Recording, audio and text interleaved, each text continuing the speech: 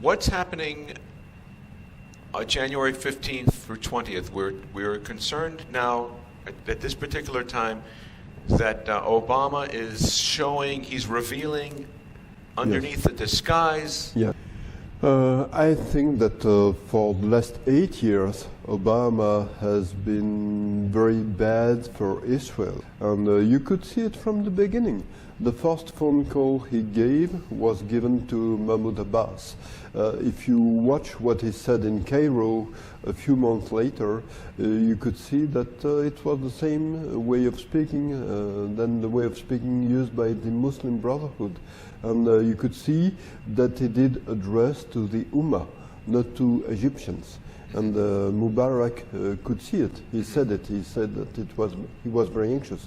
And he was right to be anxious because a few months later, the Muslim Brotherhood did take the power in Cairo. And I think that Obama was very good for radical Islam for the last 8 years and very bad for Israel. He mistreated Israel many, many times. I did write many articles about it. Yeah. And when I did speak about it to French Jews, for example, or European Jews, many of them didn't pay attention. They said to me, no, he's not so bad. Now they see, but I started to say it 8 years ago. If you watch carefully, you can see that Obama was anti-Semite, actually, in many, many ways. In the past.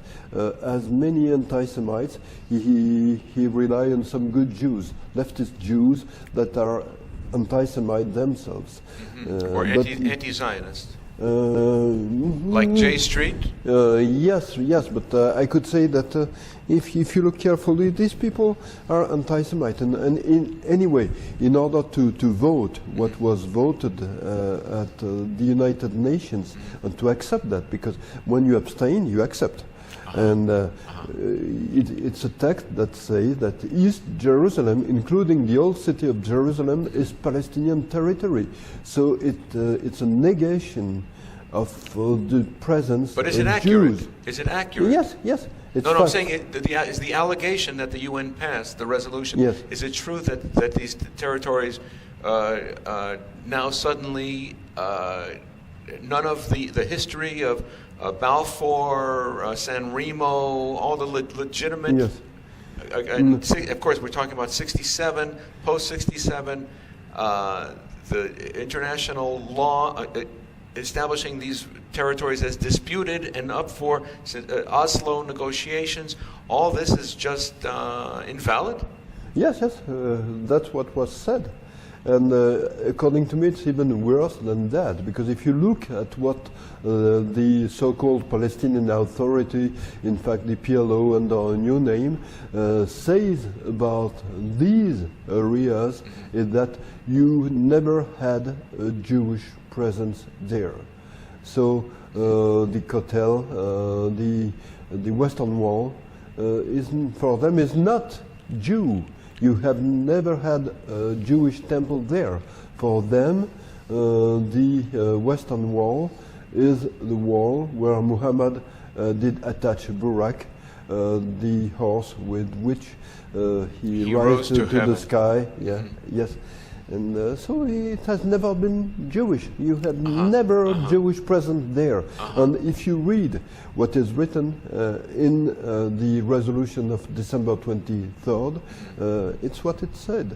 It said it's Palestinian territory, so it belongs to Palestinians, so it belongs to the Palestinian Authority, so it belongs to people who say, no, there was never a Jewish presence there. So it's really, I could say, a kind of negationist text.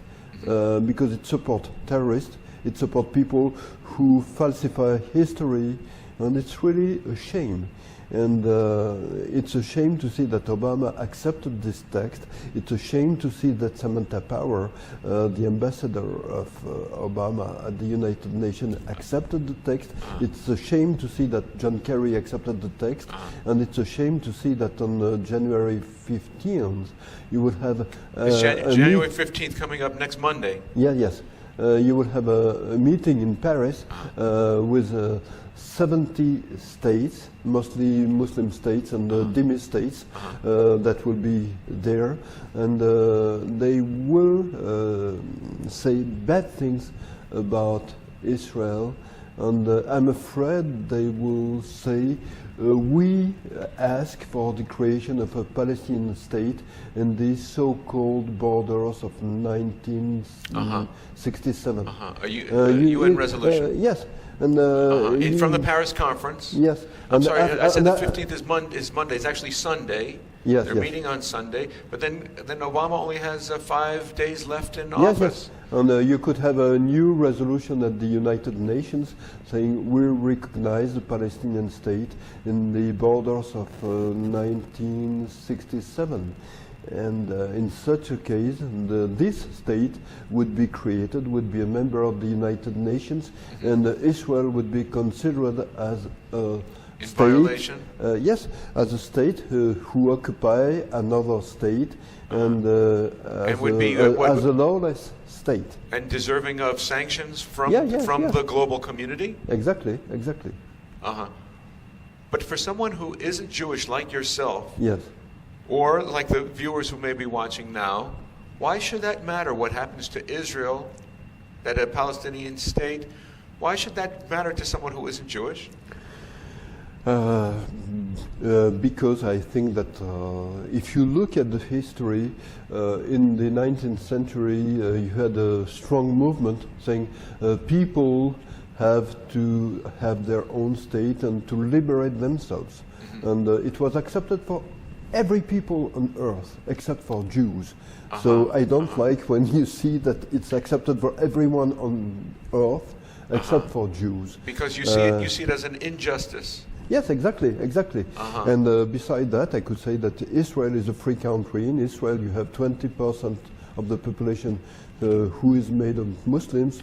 So the only place in the Middle East where Christians are free and where Muslims are free also is Israel.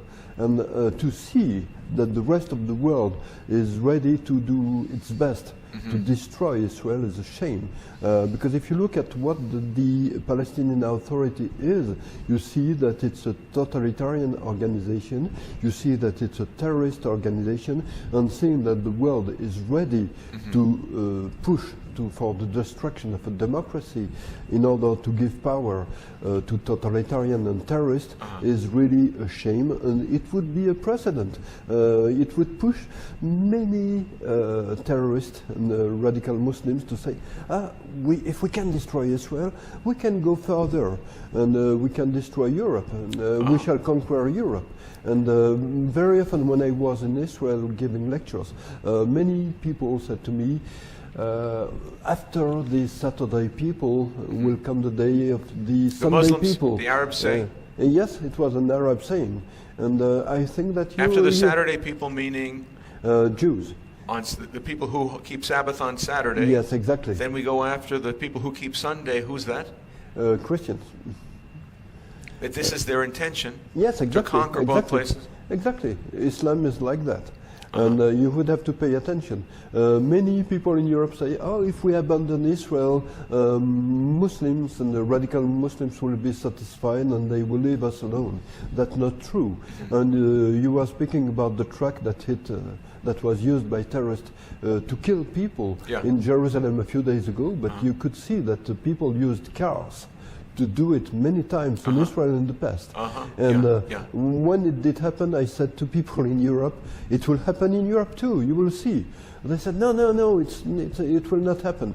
And you could see what did happen in Nice last summer.